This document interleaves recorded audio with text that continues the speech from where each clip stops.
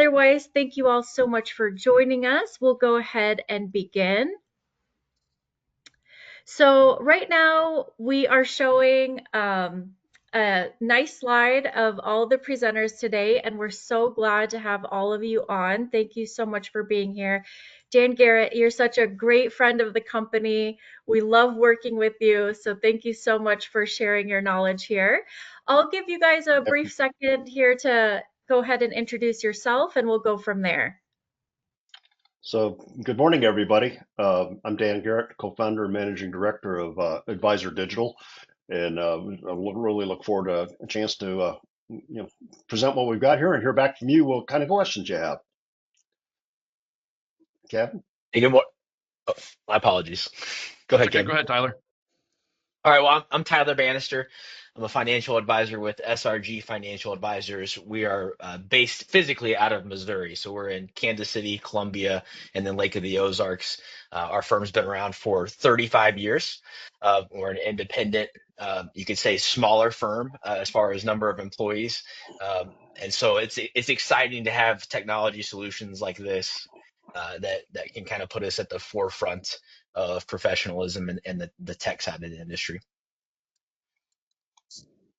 Wonderful. Good morning. My name is Kevin Campbell. I'm with Peaks Financial. We're located up in the Pacific Northwest near the Olympic Mountain Range in Washington State. We're also a smaller independent firm. I agree with what Tyler said. The technology, having the advancements in technology, there's all these fintech softwares that are designed to help us all do our jobs better, but the fact that most of them don't actually talk to each other the way they're supposed to has been a huge issue for our industry. And thankfully, Dan Garrett happens to have the skill set to bring that all together and has done a fantastic job of doing so. Yeah, 100% agree. And if you think about the financial industry at whole, right? If you're a consumer at home and you can go onto a website and open a bank account in a clean professional website in 10 minutes, and then you work with a financial advisor, and if we don't have a tech stack solution like this, you're like, what is happening? Why is this financial advising route, 20 years behind technology wise? So it's great to be able to kind of get up to speed from a consumer expectation standpoint. Well said, Tyler. Yeah, you're All right. right. It's kind of like a blessing and a curse. It's jumped the industry to higher standards, but it's kind of like, oh man, why is the experience not the same? Well, and just for anybody on the call, if you've ever tried to integrate a lot of these softwares, and you go out to almost any fintech software and it says, hey, we integrate with all these other softwares that you use, but then when you actually go to do it, the integration is extremely limited, or it doesn't work right, and it's clunky, and it's like, okay, yeah, it kind of pulls over some information a little sometimes, but it doesn't necessarily feed. All the data feeds don't necessarily work quite as well as you would hope that they would. Again, that's where Dan's done a fantastic job and as you mentioned earlier, that Dan's a great friend of PreciseFP. He has done a great job of forging relationships with all of these various software vendors and actually getting them to getting their tech teams to help actually make the integrations work correctly, which has been super cool. Yeah, the Well, three-letter thank you. word I hate seeing is SSO. I'm like, single sign-on, that's not really an integration. Right. Correct. It's a helpful function, but not an integration, that's for sure. Exactly. So I just want to provide a little background before we jump into the actual demo and walk through the forms, so we've got some context. First of all, just for people wonder, we keep talking about Advisor Digital. Let's answer the question: Who are we? We're a cloud applications managed services provider. I mean, we just as you just heard, one of our big focuses is that independent financial advisory firm, which both Tyler and Kevin represent. We also work with some RIAs as well. Service-wise, we provide tech strategy, help making sure that we're coming up with something that's actually executable for an organization that size. We help them with map process to the right technology so they can get things accomplished, and we take the friction out of the process and try to make it as simple as possible as we're going through it. Then we take care of cloud application implementation. The integration is the two we're just mentioning, as well as ongoing management of that software. Because the one thing is we keep getting upgrades almost on a monthly basis and so inevitably something has to be tweaked in order for those things to keep working correctly. Finally, we provide training and also solution adoption coaching, et cetera, whatever's necessary. Because unless your organization actually starts using it, it's great. It's a great tool, but it's only as good as if somebody is actually using it. So let's see. So before I jump into the demo itself, and I want to discuss a little bit about the Advisor Digital con precise configuration. I want to provide you with some business context for that. So I think it'll make it easier to understand what the forms and why they're structured the way they are. So I know Tyler and Kevin would recognize this financial pillars very, very clearly.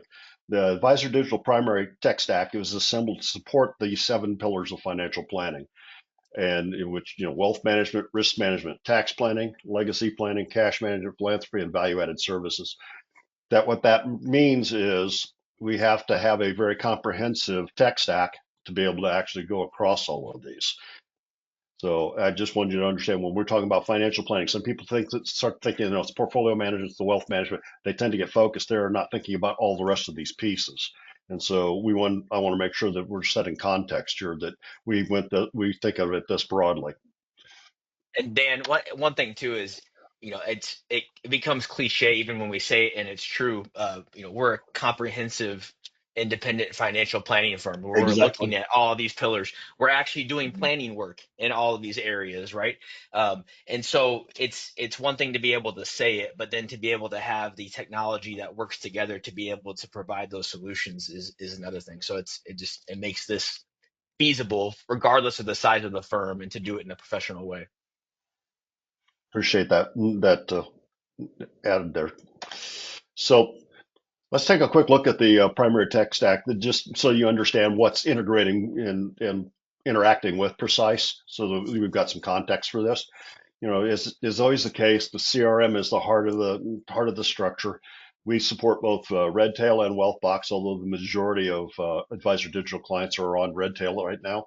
Um, within this tech stack, though, PreciseFP is our absolute data and document gathering tool. And it's integrated, with G reminders. It's integrated obviously with the 2 CRMs. It's integrated with Holistiplan, and it's also integrated with many of with the planning apps you see listed at the top. eMoney, Money Guide Pro, and Right Capital. I know in Kevin's case he uses Right Capital. Um, so we've got those integrations in place as well. The other thing so because of that, the reality is the other role that Precise actually plays for us, you're really our integration backbone in many ways. I mean, it's not just the forms, just because of the solid two-way integrations you have with so many of these providers. You serve that structure within our application stack. So it's very, very important that we have that. The other thing that's nice is for the few things that you don't reach, it just happens that the CRMs do have the integration. So the combination, I can get data to almost anywhere. Love that. And Zapier helps too here and there. It does, absolutely. It absolutely. It just tends to be a little twitchier than your API based, which is one of the reasons I love your integrations. Yeah. So the other thing that's important Is to that a technical description, Dan? A bit twitchier? yeah, It's one of twitchier. those Yep, that's one of those IT professional terms. absolutely, absolutely. Gotcha. As in, it makes me twitch. Uh, so You're right. Yeah. so so the other area we want to take a look at is think about process, because we've just talked about data. Now let's take about, because data only matters when it's taken in a process perspective. So again, when we go back to the 7 pillars we saw, Those come from what's called Pareto systems, which is a process tool kit that many advisors or organizations utilize. Uh, Almost all of my advisor digital clients use some variation of Pareto systems. And what you're seeing here is a Pareto system process flow as far as the meetings. So you've got your initial fit meeting followed by a discovery meeting, followed by design, and then you may have several of those until you get to the design where you want it, and then you end up with going through a number of deployment sessions. Then once you're in management mode with them, you actually have strategy and tactical meetings. So along that line, here's a quick list of, I want to just lay out the list of the forums so that you understand how they align with that, and then we'll actually jump into Precise and take a look at them. So first of all, you got an introductory meeting form that gets sent out prior to the fit meeting.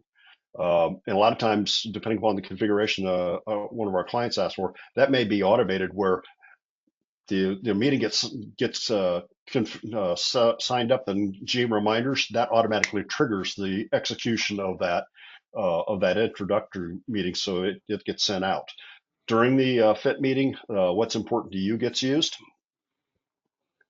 When we move on to the next meeting, prior to the discovery meeting, we send out a discovery meeting questionnaire.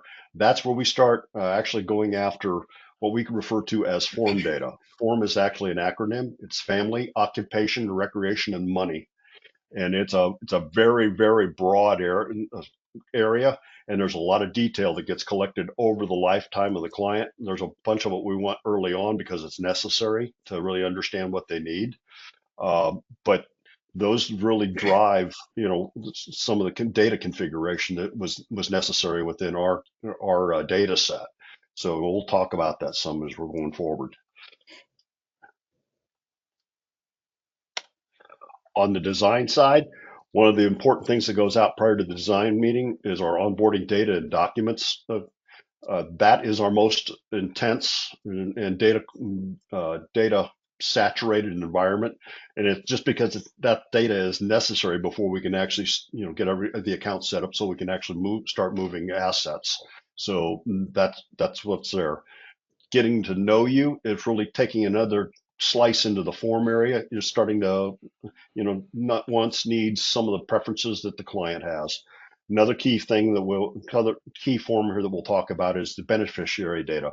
It's easy to get the information, it's like, who do you want to be the beneficiary? That's great. But all the detail behind that, they never have with them. And you'd be certain. So this is a way of actually getting at that information in a very professional way. Finally, as we're coming into deployment, there's remember the 7 pillars that we looked at. So now we've got questionnaires that get sent out that actually deal with different pieces of that, so that we can gather that information up as it's needed as we're going through deployment development. Finally, and just over on the strategy and tactical, we've got our near term goals and needs, and that really is just let's understand what what are your big dollar items are over the next 18 months, so we make sure that we're finding the right places to source that from. So that's what that's for. Of course, the personal information review, that's the very straight ahead update of the information in case we've had changes. And then one of the key things that we like to provide, or I should say the advisor digital clients like to provide, is a periodic beneficiary audit, just to make sure nothing has changed or should have been changed. So this is a prep form to actually get ready to actually do that audit. So, and these are core ones. There's many others that are in the set depending upon which client I'm talking about, but this is a core group that's out there. Really great. And Clark is asking, where does the prospect become a client in this model? Before the In this discovery model, process? after the discovery session. Okay. See where it said, they're right here where it says sign. That's the trigger between the two. Really nice. Okay. And you mentioned about this, given the option, a professional way to gather this information. For me, one of the big takeaways too is that it's professional and secure, right? It's an encrypted, secure way to gather that data, because often, in that discovery time frame, you're getting to know somebody, and you get to know them in that first fit appointment. Could this be a good relational, professional fit? Do we enjoy talking to each other? Let's now go through the discovery process, kind of see how we can provide value to you, and apply that to your actual financial planning scenario. Well, during those initial stages, not everybody, the prospect I'm talking about, is comfortable saying, yeah, here's my social security number. Here's all of my information that you would then need for me to officially become a client. And so having a secure and clean and professional way to gather that information going forward makes that process a lot smoother.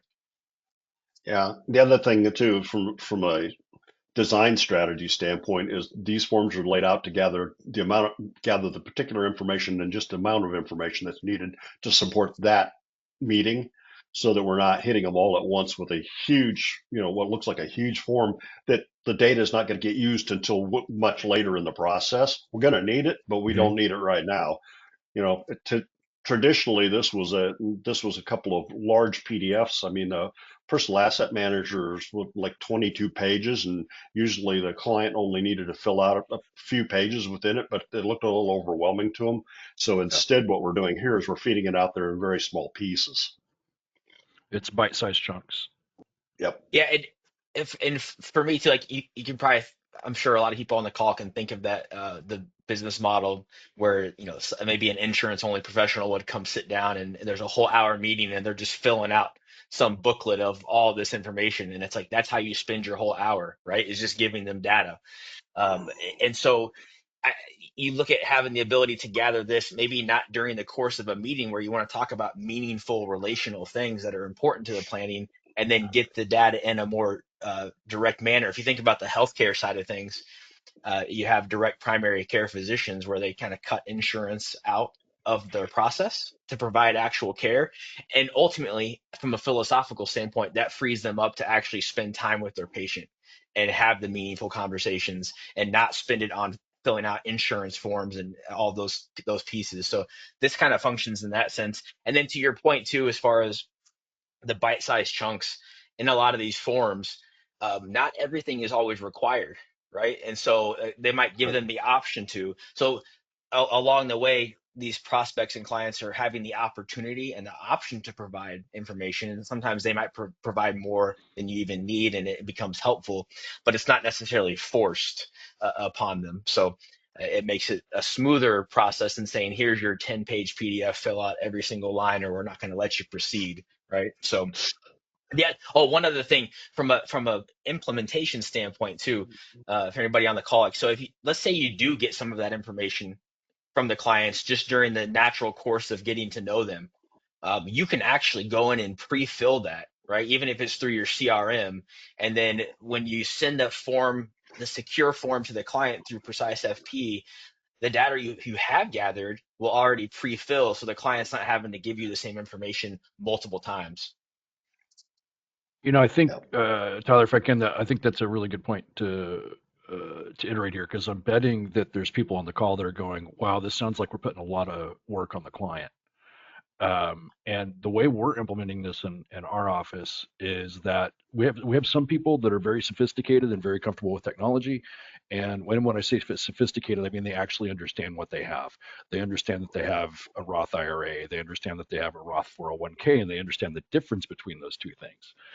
You have a lot of people, as we all know, we have a lot of people who they show up and they really don't know what they have. They have stuff and they don't know what they have and they don't know how it's organized. That's why they're here, right? It's because Right. they're like, I've got all these things, but I don't know how they're supposed to fit together. How these puzzle pieces fit together. So in some cases where we have sophisticated users that are comfortable with that, they're able to complete this information on their own. Other times we're actually sitting down, and I'd be curious, Tyler, to know how you guys are doing this as well in your office. But in some cases, we're actually sitting down with them in the office. One of our admins will sit down with them and go through and actually sit down with them. And even though that is still taking human hours to do, it's not as efficient from our standpoint. The thing is, it doesn't overwhelm the client if we're hand holding them through that process. But even then, it's still beneficial to us because we're capturing the data in a very structured format and it's feeding Correct. into where it needs to go, and it's all consistent.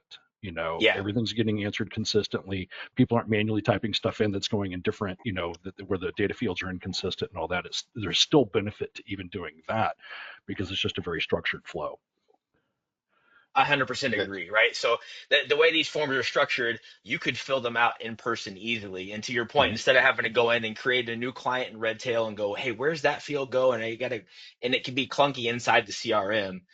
This is that structured, smooth process that we as the firm can use and guide someone through. And really, even going back to the Pareto piece, right? It's about having a repeatable, consistent, professional client experience, right? And so, whether you're using it in person or the digital form, I'll send you out your link. You can access it securely. It provides that consistency and greater ease. Yep. Um, so I agree 100%. And one thing this helps too is as you're looking to scale your practice, and you probably already have clients in a bunch of different states, right? Most people on this call probably do. Um, you can't always sit down in person and help someone, walk through this and gather it. So for those remote clients, or even if it's somewhere else in your state, not within driving distance or across the country, it's just another professional layer of gathering data in a secure manner. Even then, you can combine the two. You've got the person who can do it themselves. You get the person you're going to sit down and do it with in Right. the office. And if they're Yep. remote, you do it over Zoom. And 100%. you can still, if they still need that hand holding, you can do it over Zoom. But at least it provides a consistent format to feed the data in. Yeah, and I guess one Agreed. thing I'll say too, as far as implementation of this, I think Kevin, you might agree with this. We don't use all these forms every time, right? It's like necessarily, right? It's when the form is Yep. needed, right? Maybe we're sitting down with somebody, they're bringing here's all our beneficiary info, and they're prepared. Well, I'm not going to send them the beneficiary form, right? But Right. you have Yep. that option to do it when you need to. It's done in a secure, professional manner. So again, to your point, as far as not burdening the new client, Yeah. that's not what this is about. If you put too much onus on the client, you'll never get it done. Yeah, I'll use a quick story on that. I remember years ago, this is like 15 years ago, a guy I knew who was in the insurance only world was like, and he was relatively new. He's like, I just can't get any insurance policies closed. And I'm like, well, what's your process? And he's like, well, once they, I'm like, how are you getting the apps done? And he's like, well, once they agree to it, I give them the application and tell them to fill it out and bring it back to me. And I'm like, you're having a client fill out an insurance application? Right? I mean, no wonder you're not getting any business closed. I mean, most insurance professionals can barely fill out one of those forms. So, yeah, don't try to put too much on the client. Yeah. This is something I've been. So my background before I got into finance was technology as well, and I've said this time and time and time and time again when we talk about fintech, is you don't use technology to replace the human element. You use it to enhance the human element. Don't Yeah. use it If as a you aren't, if, replacement.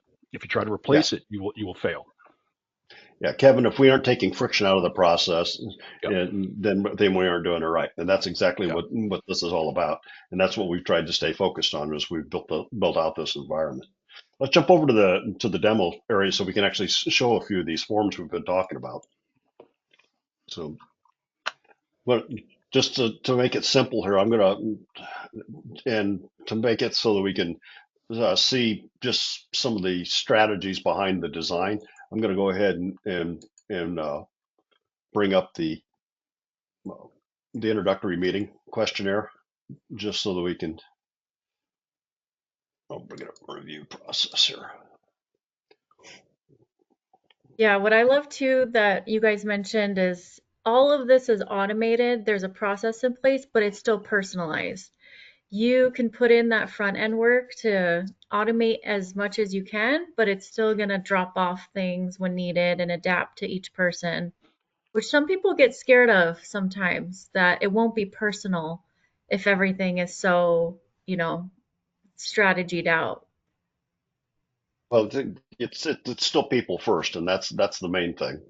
You know, this is an assistant, so we can stay focused on the actual interaction with the humans. So just briefly to look at the layout here, I mean, it's just very simple information we're gathering about the individual here to start with. Uh, just basic demographic information. The only thing, you're adding, you want to know about careers, a little bit about career stage. And remember, this is prior to the fit meeting. So this is the first thing they would receive from us as far as any. And you can see that it really kept it narrowed down here to just yes, no questions. If they answer no on these, you get no action at all. If they do answer yes, it's then going to open up this area just a little further to gather just a bit more information. So it just keeps it very streamlined as far as what what the experience is, so that we're not overwhelming them with any bit of information on any given page. It's the same thing here. You're asking for just a little bit of information on why down the path or for financial planning. So, again, it's a very similar question on as far as estate plans and retirement plan. And then this is as much information as we gather at this point on the financial side. I mean, it's just a handful of buckets, so we have some understanding of, we talking about $200,000, or we talking about $2 million that we're dealing with this prospect. So that gives you just a little feel for the approach that we've taken for the design of these. And any one of these forms is the same way. We're trying to minimize the amount of information they've got to read through, and they only have to end up interacting with the things that matter for their specific case.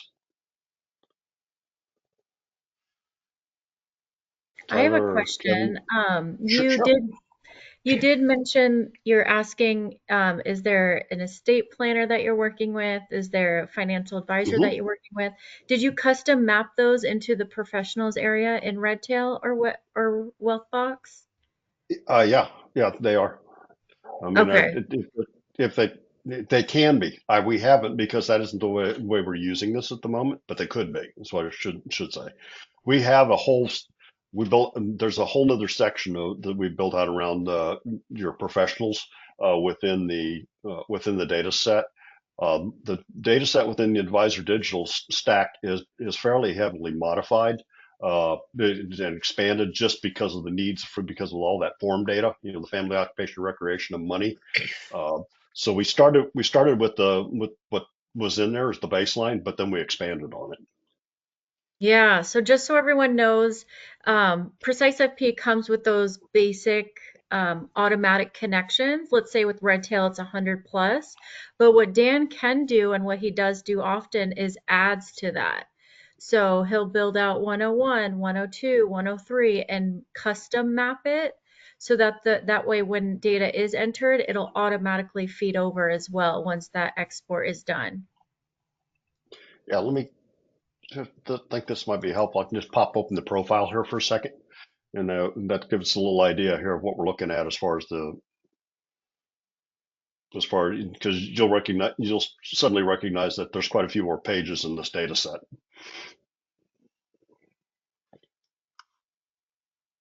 And we Yeah, did and have a Nora, question. Oh yeah, go ahead, Tyler. Sorry. oh, no, I was just going to say simply to your point, Dan's Mhm. skill set and ability to customize and enhance that data sharing and getting it where it needs to go to the actual firm's process it's a huge blessing, right? It saves a I ton of know. time, creates efficiencies, and to have that robust integration is awesome. I didn't mean to cut you off with the question though. By all means, Yeah, fire that's away. great. I love it. It's really it's really So what's magical for no other better word. so what's the question, Nora? We have a question. William's asking, after the prospect or client completes the form, are you able to print out a report or a PDF summarizing the questions and answers? Absolutely, absolutely, and we can show that here in just a second. Um, so I just wanted to, you can see, uh, we've added, there's a whole section here on family, friends, pets. We've taken what the areas of occupation. This has been greatly expanded as well. Wow. So it includes, military history, career stages, employee information, some big build outs as far as business or farm details. On the recreation side, there's a lot of information about all the personal interests and things, so that gets collected over time. So we bet you can, it really lets you get a 360 view of the client is really what we're after with that. Yeah, these are So more of those relationship builder questions. Absolutely.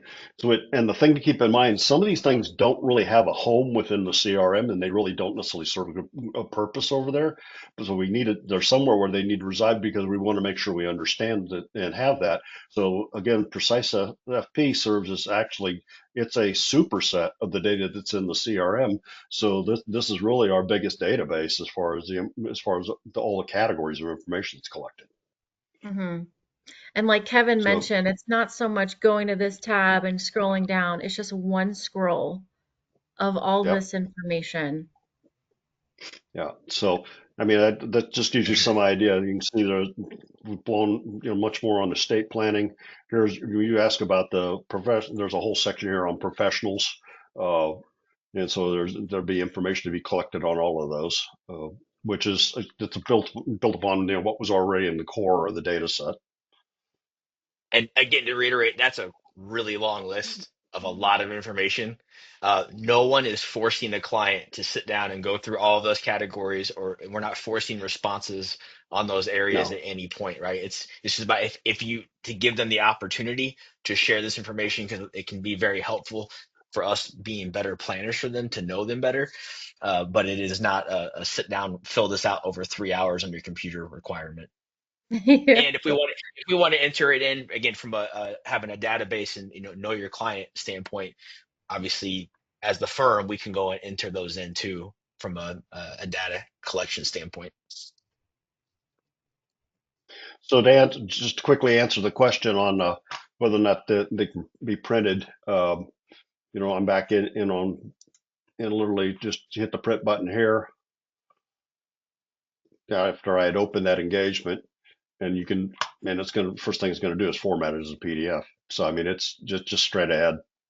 Great. So you're able to dump these off if you have reason to be able to use them in.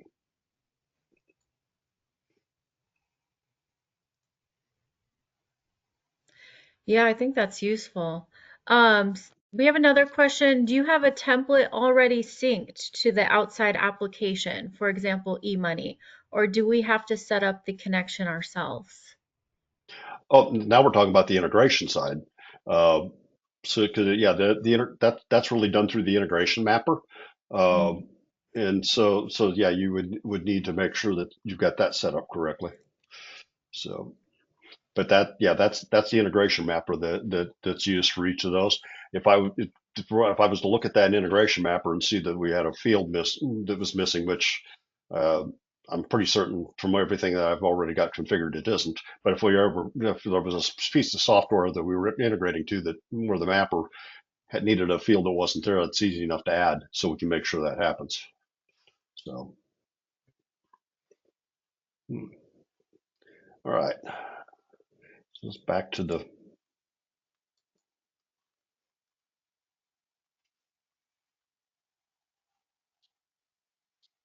okay. So Tyler, we'd had a little discussion earlier on the pull that up through an account on the beneficiary uh, data form, Right. and that I think that's a little unique compared to some of these others. So let's go ahead and I'm gonna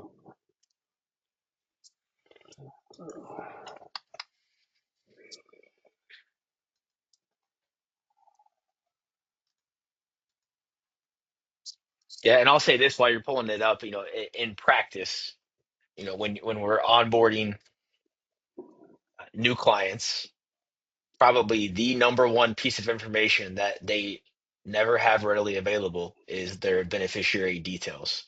Yes, Yeah. I know my three kids or four kids. I know their names. I know their birthdays. I know nothing else. Um, and I guess there's one other thing. We'll come back to beneficiaries in um, even on the onboarding data standpoint, right? So you might ask them, "Hey, do you have a trusted contact person?" So that trusted contact name. A lot of times people are like, "Well, one, what is a trusted contact?" And two, who the heck would I pick to be my trusted contact? And I definitely don't have their information. And so that's another those two pieces, right? Like to open new accounts, often you need the trusted contact and you need beneficiary data, at least to do it as well as possible. And so these forms help us jump that hurdle, whether it's in person or a follow-up phone call or just sending it to them to fill out. So instead of sitting there and them having to try to call their three kids, and what was your social again? What's your address now? It's like, hey, no problem. By the time you get home today, you're going to have an email with an invitation to fill out this secure form with your beneficiary data, primary, contingent, etc. And then it's going to give that back to us. So, our admins within the firm can finish the new account openings. But it's just a clean, secure way to handle this. And again, just to harp on the secure standpoint, I have a lot of clients who are retired software engineers, and so if I'm going to bring them some technological solution that isn't well done or secure, they're going to say, "Hey, good try. That's not going to work for me." So this is a great solution in that standpoint. But what you're showing here too is look at all those categories, right? Children, grandchildren, other people, religious institutions, charities, service clubs, your alma mater. So the robust nature of the form for them to be able to even think through, because some people might not even think about, oh yeah, I really would like to give some money to my church or synagogue or whatever. I might want to leave money to this nonprofit or my alma mater. And so this is just even a good kind of mental jog to say, hey, how should I structure this? And if it's in person, great, you get to have that conversation in person with a client and get to better know their legacy planning desires and needs, which would inform the financial planning work you're doing for them.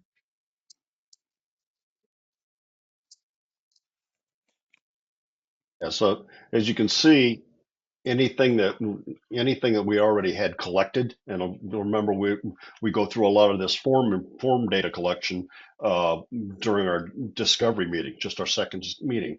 We're working with this a little later in the process, so we're able to replay that back to them. So we're not asking them to fill out things that they've already filled out before. We're utilizing that, and they're just adding to it. So it's much more of a supplemental approach. Yeah, in those examples, you might be sitting in a meeting in person, and they say, "Okay, I know who they are. I know my trusted contact. Here's their name. I know the phone number. I don't know the address and email." Well, you could, to your point, Dan, we can enter in what they do have, send that form out. They add the two pieces we're missing that night, and we're off to the races the next day. You know. Yep. Yeah, and none of these are mandatory, it looks like.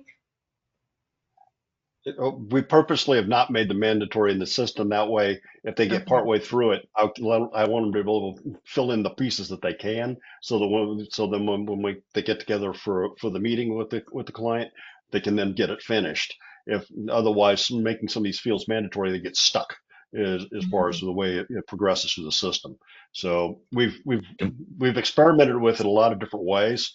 Tyler was one of our earliest uh, uh, advisors working with the tool. So he's gotten to be the guinea pig on a number of these as we've gone through the process, and we've been able to get it refined as we go based off of feedback and experience. So Yeah, we don't want a new client we're onboarding to get frustrated because they have three beneficiaries to enter in. They don't know one piece for the first one, and it doesn't let them progress to the next two or the different layers. So just making the ease of use and removing as many barriers as possible yeah, is the key there. yeah. The balance, Nora, is keep reinforcing that for us to be able to move forward with this, it is mandatory to have this information before we can actually utilize it to set up accounts, etc. But we don't want the form to stop them. They just need to understand that's the information we have to gather. Yep. Yeah, and William's asking, so you can make some fields mandatory on some forms? Yes, you Yes, can. absolutely. Yep, if you'll notice it's mandatory if there's a red asterisk next to it, and that means that field has to be filled out in order to move forward, which it sounds like strategically we're eliminating that, requirement. For the I think most the way to part, look at yes. that is making the fields that anybody can answer are the ones that can be mandatory. What's your name? Hopefully they know what their name is. What's your name? What's your address, phone number, all those basic personal information. It's the stuff where people might go, I don't know how to answer that, or I might need help walking through this, that's where you want to make those fields not mandatory, because Yeah. you don't want it to bottleneck the process and get them stuck, as I Dan was like just that. mentioning. I will say though, if you're an advisor in your firm, you're like, hey, I want to make all of this mandatory. That's an option, right? Like these forms are customizable to your specific process and your best practices, and it can change over time, right? Like we all know that the whole industry changes, right? Technology changes, so the ability to adapt and have a process in place that can adapt to those changes is important. Yeah, and honestly, if you looked at these forms for one advisor digital client versus another, there are differences in them, and in some cases in what they want to make mandatory. It's part of the philosophy of uh, that's why when I talk about strategy, I want to understand the business philosophy. I understand the strategy we want to use for implementing these, and how do we want to manage that information. If you want to make it tighter like that, understand you may slow down some of the information flow. Or if you leave like this, then it lets them fill out what they can. And as Kevin says, don't frustrate them, help them, and let's get as much information as we can and keep moving. Mhm. So, so We Tyler, do did you have have anything else? another question too that came in. This one's basically saying when the data is changing over time, is it represented or how are you keeping track of that history? In this Oh, case, they have year one, year two, year three, and they want to be able to track that history and seeing if hmm. it can be done. Um, I'm not sure how I would do that in here. What I can show you is within that's really looking at the profile. Uh, so if we Yeah, go the over, profile by default will show the last instance. So correct, it it'll doesn't say show everything, right? yep, exactly. So So the, 5 years ago instance would need to be tracked somewhere. correct. Yeah, this isn't that kind of a database. Um, I I think a couple of questions for that. Back to that question would be, which data sets are we trying to track over time, right? Like which because we talked about, I mean, from someone's pets to their beneficiary wishes to their. So Yeah. I don't, are we talking about their account values? Just I don't know which data set we're talking about. Yeah, they But did say investments, taxes, estate planning, philanthropy, gifting, mm, yeah. business So succession. I think I'll say this at least from our firm standpoint. Because I mean, those are great things to be able to talk through. Like, hey, what have we accomplished the last 3 years or 4 years? What's changed? And Dan had shared a slide earlier as far as the overall tech stack and how they integrate.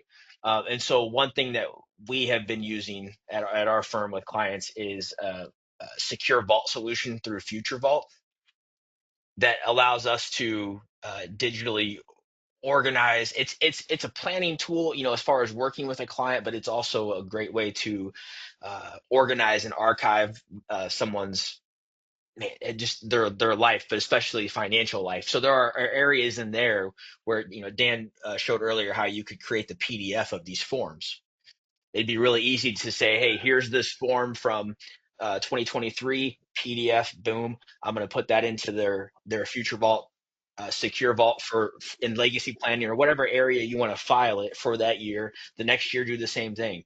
And so that gives you yeah, the ability to take that snapshot in time of any of these data set points and archive it. And then the client can go back and look at it. You can go back and look at it, and it's also securely stored there. I yeah, love that. yeah. Kevin's organization, Peaks, also utilizes Future Vault. Yeah, it's a good tool for doing that kind of thing. If you talk about, just in general, if you talk about, when it comes to information for us, we're talking about data, and we're talking about documents within this business. PreciseFP really becomes our data hub. Yes, we'll gather documents through it, but they end up residing over in the vault because that's really our document central. So that's the relationship between those two. So there was a question about, as far as change, if you'll notice the little number here, um, but next to the occupation, it says 3. What that's telling us is that since the last time we were in here, 3 items have changed, um, and it's specifically within occupation. I can go down here and this little device here is a little mnemonic, I should say, is saying that this is one of the items that had changed. And then when I hover over it, you can actually see what the previous value had been. So it had been empty, and it's now got 35 in it. Same thing here with the occupation type. And same thing here with the number of years. So that's the advantage. That's one way you can go into the data set and see what's changed. So if you know that the client updated some things, but you aren't sure exactly what, you can look at the profile and immediately be able to zoom in on what had been updated. So that's a way to go about that. Hmm. Okay. So I know, Nora, I know Dan, you. we had made that addition to the data set for you where if someone's a prospect, it would send different information Would than you if like? they were a client. Sure. Would you like me to talk about that a little bit? Yeah, definitely. Okay, so first of all, I really appreciated you guys making that update because it's to the red tail, specifically to the red tail mapper. And Hmm. what the issue is, the when you're using it with Redtail, if you want to be able to bring account information in from PreciseFP over into Redtail, that's fine to do that up until the point where you're starting to have some other aggregation tool that's actually feeding your account information into Redtail. Now I do not want to export that account data from PreciseFP into Redtail because I would overwrite whatever's coming in from the aggregator. Instead, what I need to be able to do, I still want to be able to bring in my assets. I still want to bring in my liabilities, and I want to bring in all my personal information on the contact side.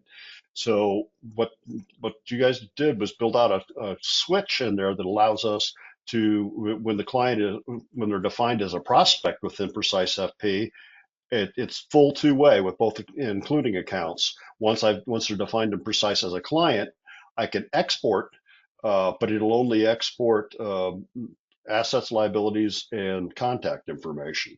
But I can still fully import, including accounts from Redtail into PreciseFP. So I can get all the latest information out of Redtail, including account information, so that I have it for any discussion I want to have with the client. What that's done is it's truly expanded the use cases for the way we can use these forms. It you know the it just it truly changed what we could do with it.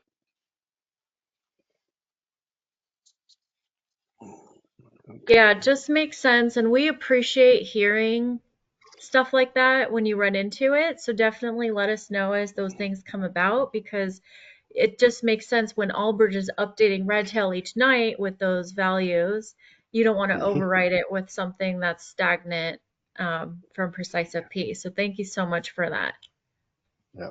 Well, appreciate it. The other thing that just so we're also for a number of Advisor Digital clients, we're using web publish forms.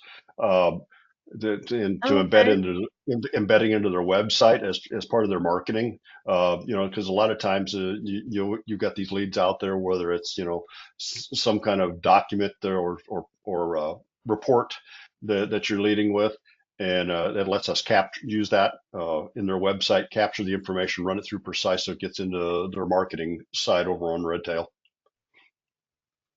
So Love that. let's see. Kevin or Tyler, is there specific uh, other specific forms you wanted to go through or call out? Not on my side. Yeah, Okay. no, not nothing specific. I think the last thing I'll say is to your point, Dan, as far as use cases and ability to integrate this, like you just said, the web capture forms from a marketing perspective, the ability to use or build out forms to send to existing clients before a quarterly or semi-annual meeting, just to give them the opportunity to share any life changes or something that they want to share with you ahead of the time you meet. There's just not just the onboarding, prospect to client standpoint, but ongoing practice management. There's a lot of good opportunities to professionally utilize this system. Cool. Yep. And I will So say, there was a question that came in from Buddy asking, is there anyone we can hire to help create custom forms and workflow? So I do want to mention that is Dan, perfectly. did you stack the deck here, Dan? Do you have a shill in the sounds, audience? sounds that way, doesn't it? I know, right? Yes, I will throw it in the chat. Dan is now an official partner that you can work with, to go ahead and get all of these forms created. So if you love his process, he can implement it in your system, but also you would work one-on-one with them and implement their own process or the way that you want to see it. So if you have a vision in mind on what you want to see, what you want PreciseFP to do, definitely work with Dan and he can get everything worked out for you from creating that form, to doing the back end mapping through the integrations. So, such a great, great, rich resource we're so happy to have. Yeah, I'll second that real quick, and a quick plug for Dan. Dan's been fantastic. We've been working. What's it been like 6 months now or so, Dan? I think 6 months, 9 months. I think we started this. Yeah, I we can't started this in July. July. We July. Okay, started. so Yeah. uh, so so yeah, like 9 months ish. We've been working with Dan, and so they already have their process that kind of SRG, Tyler and his team over at SRG, working with Dan, kind of spearheaded this. They had a workflow already created. We wanted some modifications in that. We do things just slightly differently. We're very, very, very, very closely aligned in how we operate, but just some slight variations just on inner office processes and things like that. So we had some slight variations all throughout that we needed differently, and Dan was able to accommodate that. Also, for example, right now my office is in the process of switching from Redtail to Wealthbox, and Dan was able to make that change happen in all of our making everything talk to each other. So Dan is very well skilled in this area of making all of these systems that are supposed to talk together actually talk together. So so a quick plug there for Advisor Digital. I appreciate that, Kevin. Yeah, So well, just last thing I'll add to that real quick, just for everybody on the call. Dan has passed all the same tests that we have as advisors. He could be a full-time financial advisor, is has that skill set and understanding, but also is an expert and has worked in Fortune 100 companies to help build out their tech stacks over time. So it's a very unique combination of the ability to handle the tech side and understand what we need to do as advisors on a daily basis for clients. So it just makes that so much easier to have technology that actually works to enhance instead of hold up and detract. True, a very unique skill set. Yeah, absolutely. okay. On that note, thank you guys. I You appreciate the can endorsement. you can send our tips to Kevin.Campbell at. Yeah, I'll make sure that happens. I just briefly here, I just wanted to again, this the onboarding data and documents. I want to talk. People might want to see this. This is by far our most data intensive form, and but you can see why you're pulling together all this account information. I just went by Social Security data that we needed to gather up, but again, they only if they have if they've got the item when they click on it, it's going to allow them. All right, come on. There we go. So it's going to bring up, and you'll be able to collect one information that they have available, and but you don't have to be overwhelmed by all the types that you don't have. So that's why we put these visibility controls in place. Where it really shows up is when we've got these long lists of account types here within retirement assets. Nobody's going to have all of these by any means, but they're going to have one or two. If we left all of this exposed to the client, they would be absolutely overwhelmed.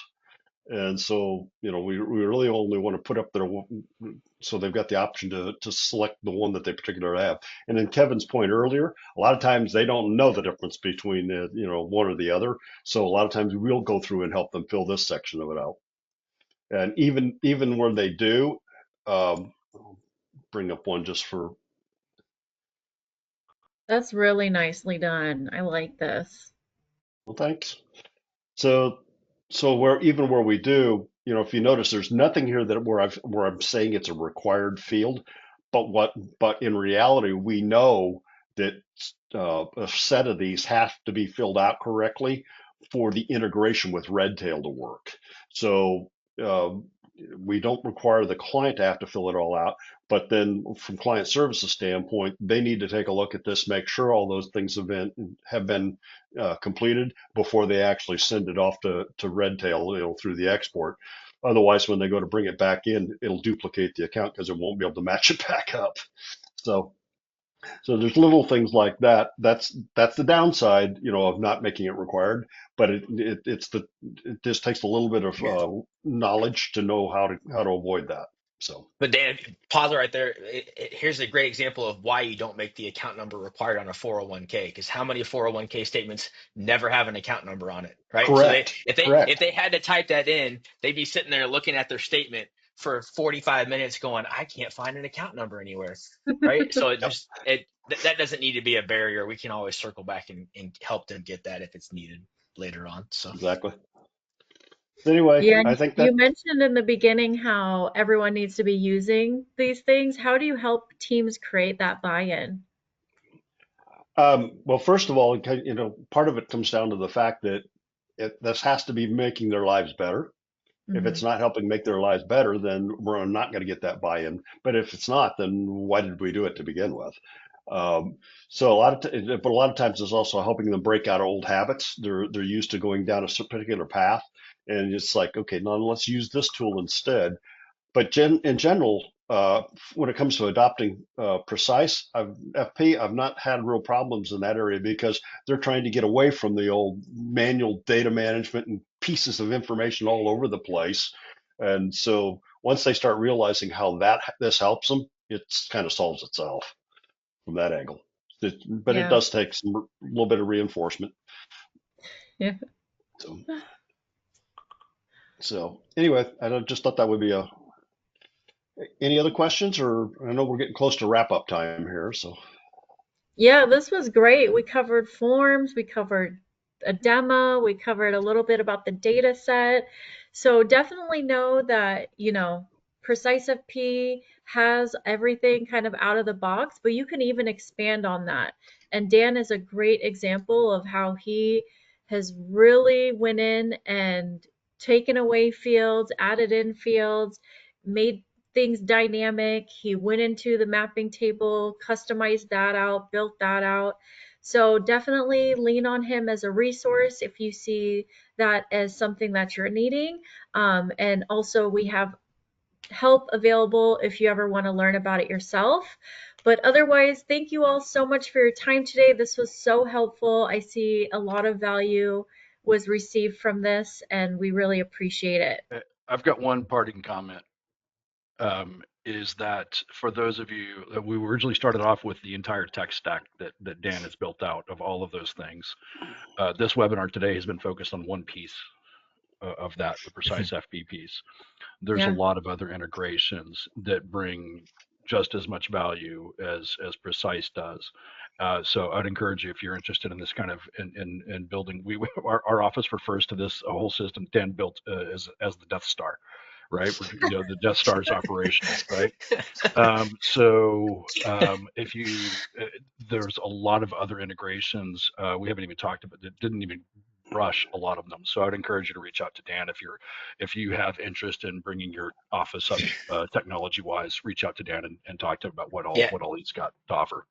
Last thing I'll say, Nora, to your question to Dan a second ago is how do you get the buy-in? And when you look at Precise FP and then that broader tech stack, like if you're an older advisor and you want to transition your business to a younger advisor, or you want to sell your business, right? This enhances your business to transition or sell. If you want to expand your team, add on newer advisors, a lot of younger advisors are going to, whether they know it or not, they're going to expect to have technology like this, but it also makes it easy to transfer your knowledge set and your process to those new advisors you're onboarding. So, and if you're just a one person shop, it just, like to Dan's point, it has to enhance and make your life easier, which it does. So it just allows for greater efficiency and more opportunity across the board.